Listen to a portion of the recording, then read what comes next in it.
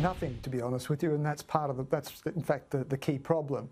That if the Chinese government has the evidence that she's been supplying state secrets, then we need to see that evidence. They've had Cheng Lei now for 6 months in administrative detention. They've had plenty of time to investigate this. They've only now formally arrested her and laid those charges. Given the circumstances of her arrest, soon after she made some criticisms of the Chinese handling of the coronavirus pandemic on social media, and after we saw the deterioration in relations between Australia and China, she was picked up. And so it's hard to see, in the absence of evidence, it's hard to see that this case is about anything other than using her as some kind of pawn in a larger political and diplomatic game. I think the Australian government is right in calling for due process, and what I think we should see, what we need to see is the evidence to confirm that this is in fact about the allegations that they've made against her and not about politics or diplomacy. What can we expect to happen from here? How long could all of this drag out? Look, I'm afraid I don't know. I'm not an expert in Chinese law, but I do think this is going to be a major point of friction between the Australian government and the Chinese authorities.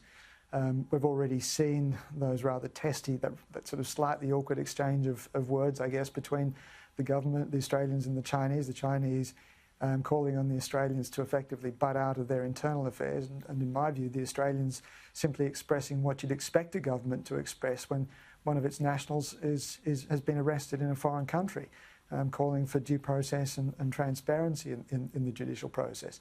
And so I think we are likely to see this become a problem for some time to come.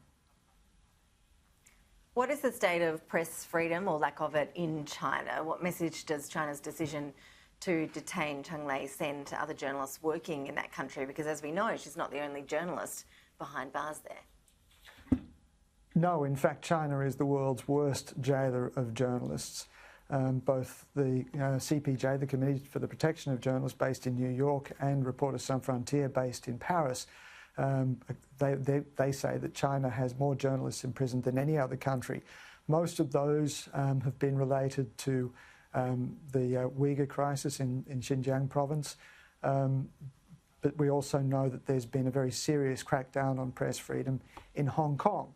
And so, this is a really troubling development. This does seem to suggest that if it's not about the political spat between China and Australia, or diplomatic spat, then it might also have to do with her remarks criticising the Chinese authorities. And either way, it does send a very clear message to every journalist operating in China, whether you're local or foreign, that you will not criticise the Chinese authorities, that you run the risk of finding yourself imprisoned on very, very serious charges.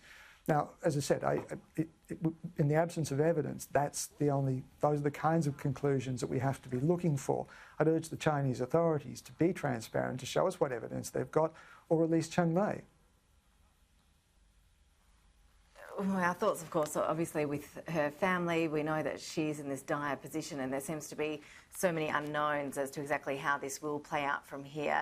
You, out of everyone, would probably understand just how traumatic that lack of clarity is about where these processes are heading. It's been, I think 6 years since you won your freedom.